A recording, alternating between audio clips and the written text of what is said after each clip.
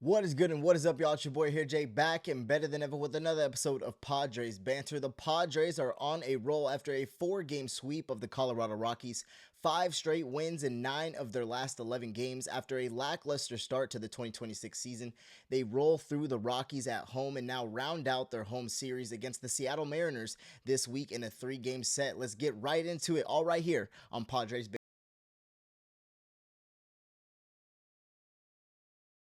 What's up, y'all, and welcome back to another episode of Padres Banter. The Padres are on an absolute heater after a 4-game sweep of the Colorado Rockies for the first time since 1999. 5 straight wins in 9 of their last 11 games, and finally hitting a stride and turning a corner after such a lackluster start to the 2026 season. We finally get to see the bats come alive with the pitching that we have had, but some unfortunate news to come with this 4-game sweep of the Colorado Rockies. In the last game of the series, the finale, Nick Pivetta leaves early with some elbow stiffness. It is not looking good, but we just hope and pray that the news that comes back in these following days is, nothing worse than what we already have with that elbow stiffness. So we just hope and pray that he can come back soon and be healthy and rest up and like I said, come back soon. So hope and pray for Nick Pivetta.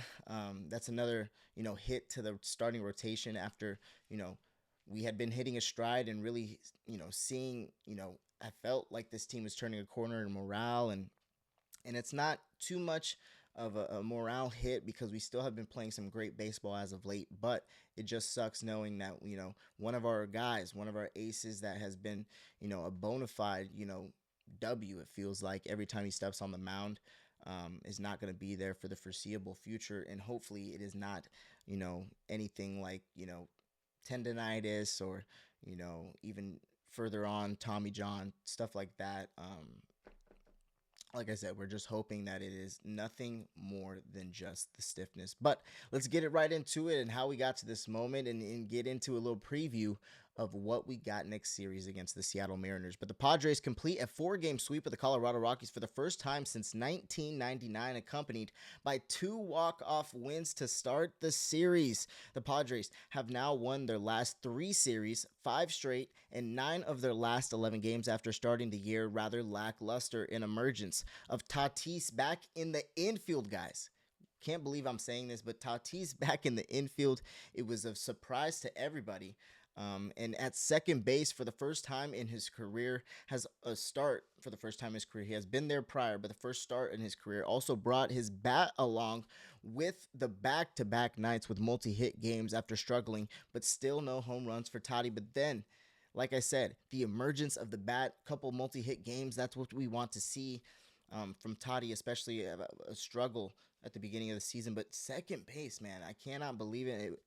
As a ball player, that played infield and outfield, it's not, a shock, I don't think. He can play the position, obviously, but two-time platinum gold winner, two-time platinum glove winner in right field. I just It's just a shock, a little bit surprising. But we are obviously lacking depth in the infield as of right now because of the fact that Song is still on the IL. But unfortunately, like I said, Nick Pivetta left today's game early with elbow stiffness after such a great start to his outing. We're hoping for the best, and it's not worse than what it is. Was grabbing his arm in the first inning. So he went 3 innings, but he still was grabbing that in the first inning, so that is rather concerning. But in the end, the Padres are playing better baseball and having a positive signs to maybe compete versus some very formidable opponents in the future. But history doesn't favor the Padres versus the Rockies, so was a great series win and a great sweep at that. But let's break it down and let's break the series a little of how we got here, as well as the Pirate series, since we went ahead and we skipped over that. Didn't mean to, but we went ahead and skipped over that. So let's get a little bit into the Pirate series and then in the Colorado and on to the Mariners. But let's start with the Pirates, as the Pods were in Pittsburgh and faced off against a hot Pirates ball club and took 2 out of 3 in their building, with the loss coming to the best pitcher in baseball in Paul Skeens. Pirates have a really solid pitching staff between Mitch Keller, Paul Skeens, and their rookie Bubba Chandler, and managing to scrap 2 wins out of this ball club is a big plus for the morale for the Padres. Although They were out hit by 1 in the series. The Padres managed to get key hits when needed versus the Pirates bullpen, with Crone going deep for the first time this season. Not to mention Nick Castellanos teeing off for the first pitch sliders all series long and having a hell of a series with the bat. So it's great to see Nick getting the stick working and also driving in some runs for us when others are not, like Toddy and Machado in this series. And also, Luis Camp himself had himself a series with the stick, driving in some runs as well. Not to mention Marquez, Pivetta, and King all pitched well and gave our teams chances to win, which we took advantage of. And that has been, something that we haven't been able to take advantage of in these prior series. I'm glad that we did, and this series seemed to be turning a corner. But Skeens really dominated game 2 and got away late, obviously, for the Padres, but he really completely dominated the entire game. It was a good duel between him and Pivetta, but obviously Skeens won that in a solid series for the Friars ultimately. And it was great to see this against quality pitching. We managed to get 2 wins and 2 series wins at this point in time. Now on to the past series versus the Rockies, as the Pods pulled out the 4-game sweep versus the Rockies for the first time since 1999 and did it with the bats and slugging with back-to-back walk-offs. Let's get into game 1, as the Pods would take game 1 in electric fashion in 12 innings with a walk-off grand slam by Xander Bogaerts on Manny Machado bobblehead night, 7-3. Absolutely electric.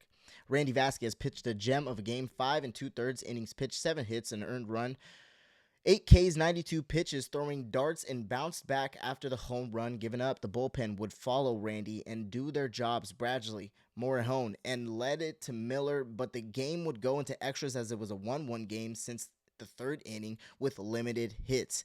In extras, Estrada would take the mound and would give up a couple runs with a ghost runner, obviously, forcing the Padres to come back with runs to tie it up in 2 straight innings, leading to a scenario after David Morgan got out of a jam. The Padres in the bottom half of that inning would get the bases loaded as the Rockies would intentionally walk Merrill and Machado to get to Xander Bogaerts, who on the 2nd pitch teed off to left field, the short porch, and send the crowd into oblivion on a walk-off grand slam. The Padres would win 7-3. I was at that ball game. It was absolutely electric.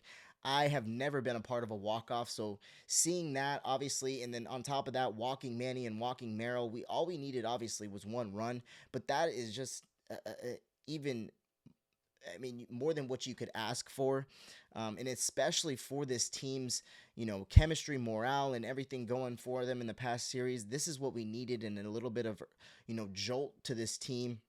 And man, it was absolutely electric. I'll go ahead and show you guys the video. It's right here. But man, it was fun to be a part of. I didn't think that he was gonna. I definitely thought he was going to, at least get a sac fly. I didn't think he was gonna put it out by any means. But he has been having the best contact of the entire team all season long when it comes to exit velocity. He's just been getting unlucky and been hitting it to players, and I feel like that's been a majority of our team this year, but more so Xander, because I've been seeing him lead the statistics as far as exit velocity for this team. But long story short, it was fun. Man, it was fun. Oh, thank you for, making my night fun and, man, making that night super electric, because I had never been a part of something like that. So it was awesome to see. And then moving on to game 2 with all of that momentum and all of that, electricity in our favor. Game 2 followed suit and made sure to bring the juice as well, as Gavin Sheets uplifted the Padres by himself with 2 home runs and a walk-off home run as well to end it 5-2 on back-to-back nights, back-to-back walk-offs. And on the release night of their new City Connects, is skeptical at first, but I do like the City Connects in person. I saw them, I was around the stadium. I've seen the jerseys, on the night that they released them. I was there the night before them when they released them, but they didn't wear them, and saw them around, the ballpark, and I do like them. They're all the detail, all the way down to La Catrina. It's what you want to see in a City Connect, and I think it resonates a little bit more with San Diego, more so than the last ones. As you see, the last one is right here. Wasn't the biggest fan favorite and wasn't a fan favorite throughout the MLB community, but at the end of the day, these new ones have really resonated with not only just the Mexican culture around San Diego, but I also think the older teams with the hat, and the pants as well. Man, it's just awesome to see. Those jerseys kind of be such a hit. Especially, I think they broke records for City Connect jersey sales. So that's just awesome to see on their City Connect night. It was just amazing to see that, and not only that, but have the walk off home run on City Connect night. I mean, you can't ask for any better. And Walker Bueller, not to mention, on top of that, with the cherry on top, throws the best game as a Padre, going 6 innings pitched, 3 hits, no runs, 4 Ks on 68 pitches. On 68 pitches, guys. Absolute gem for Walker Bueller. Flash of the Dodger Walker Bueller, and something that I was hoping to see at some point in the season. And obviously it seems that the time with Niebla has paid off, and it's just great to see Walker Bueller finally finding his footing again, and maybe being one of the best starters that we could have this season. The bats would be okay this game, as Camp would have a homer as well, but holy sheets, lifted the Padres to a victory as a 2-2. Bottom of the ninth, runners on first and third, 1 out. All we needed was another sac fly to end this ball game, and you know what we do best is we send this ball into outer space. Moonshot, as Holy Sheet sent it into orbit for another walk-off home run on back-to-back nights, putting Petco in another frenzy after it seemed like deja vu. Don Arceo with a great call. Absolutely fantastic call. Holy Sheets. The Padres go on to win 7-3, and again, have all the moments to take, or all the momentum to take another series win. Moving on to game 3, as the Rockies came out swinging, putting up 4 quick runs with 2 Mikey Moniak homers, and the Padres bats would come alive immediately after the second Moniak homer and would win 9-5. And in his debut at second base, Nando would have a 3-hit night, joined by a nice turned double play at second base. Looked very natural, and I understand that you have a 2-time Platinum Glove winner in right field, but if we can manage to toss him in at second base, I mean, because of the lack of depth that we have in the infield right now, why not? We understand. Like I said, he's a 2-time Platinum Glove winner. I'm even an advocate to just keep him out in the outfield. But if we have a lack of depth and we have the ability to throw him in there, and he's comfortable being at that position, I don't see what the harm is to put him at. And obviously there was no harm, and it honestly brought his bat to life with the first 3-hit night and honestly first multi-hit night of the year. But yeah, like I said, there have been some rumblings of maybe tossing him at short here and there if Xander's off night and this and that, and I totally understand that. But I was such a advocate for keeping him in that outfield, because it doesn't make sense to kind of remove him from that aspect. But being a former ball player, understanding the competitive nature of what it takes to play at a high level in this ball game, it never leaves you, right? Nando playing that position, playing the infield, it never left him. It's always been there. It's maybe you got to knock a couple notches of rust off, but it will always be a part of him in what playing the infield.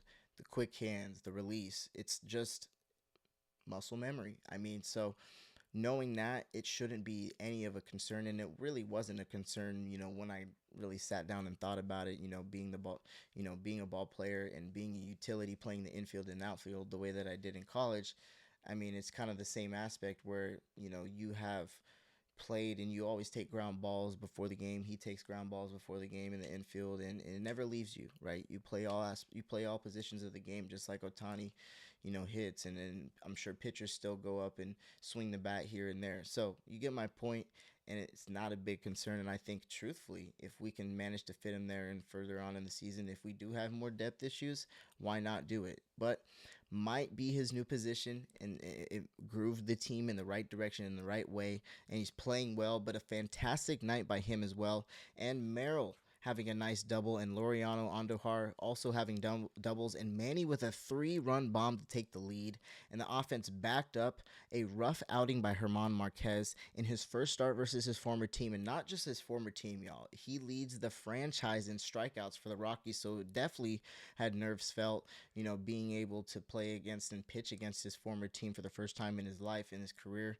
But he will be bouncing back. I believe that wholeheartedly. The Bats backed him up, and they got the W, and also the series win for the third series in a row. So great, great to see the progression of, us winning the third series in a row and just continuing to win series. Win 2 out of 3, win 3 out of the 4. Whatever we need to do. There are going to be series where we lose, but at the end of the day, if we can manage to just win 2 out of the 3 every time, I think we're going to be in good shape. And moving on to game 4, now on to the series finale, as the Rockies look to take at least one from the Padres, but the Friars were looking to take the series sweep and 5th straight W, and did just that with a 7-2 win, as Pivetta started the game so hot and sizzling like he had all season long and last start, but not really in this start after the fact that it was, the flames kind of sizzled out after what he, the elbow stiffness and pulling him after his start. You kind of could see that he was grabbing his elbow in the first inning, if you pay attention closely, but we just hope and pray, guys. We just hope and pray for the best, that it's not worse than what it is. But he went a solid 3 innings pitched, no hits, no runs, a walk and 4 Ks on 46 pitches, sitting down his first 9 batters. Absolutely sizzling. But again, just hope and pray our ace is okay, because he's a bona fide win for us in our rotation, and we hope that he can get back soon as possible. As Kyle Freeland was also scratched from the Rockies starters, being before the game, so that it wasn't the best day to be the starting pitchers in Petco Park apparently, but the Bats would come alive early with a nice sac fly by Manny in the first, and Fermin a sac fly as well in the second, to take an early 2-0 lead. Ty France welcomed himself back into a Padre uniform with a solid day and a homer to boot in the 4th inning to extend the lead to 3-0.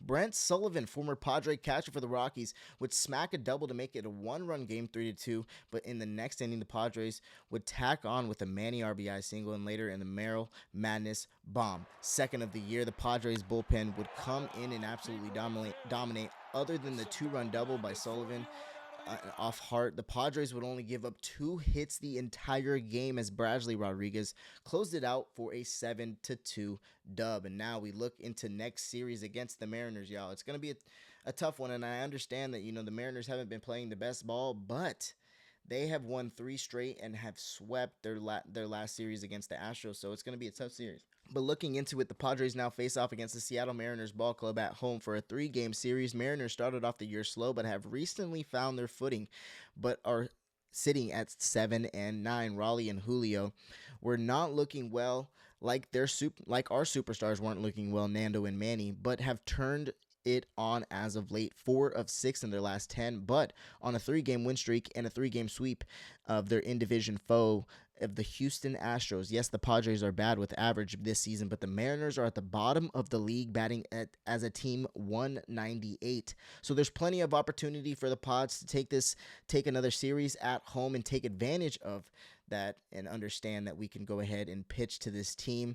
But no clue who is the starting pitchers of this series yet, other than King for the Padres for the series opener, but most likely will be Wu, Kirby, and not sure who the third would be for the Mariners, but it's still going to be a solid pitching rotation. Okay, guys, we're going to have to face some solid guys. The Padres look to take their 4th straight series and continue on their win streak and continue on this momentum, and hopefully, maybe see some more Tatis at second base. Who knows, guys? But right now, it's just been great to see the ball club move in the direction that they are and continue to win ball games. Craig Stammen has been optimistic in that regard of maybe being, a alternate position for Fernando, and also just kind of mixing up the lineups. I will give it to him that he is mixing it up a lot, and I have been I guess, irritated in years past where managers have promised they'll mix it up and don't mix up the lineup whatsoever. So I'm glad to see that this lineup is getting mixed up wholeheartedly and really seeing what works.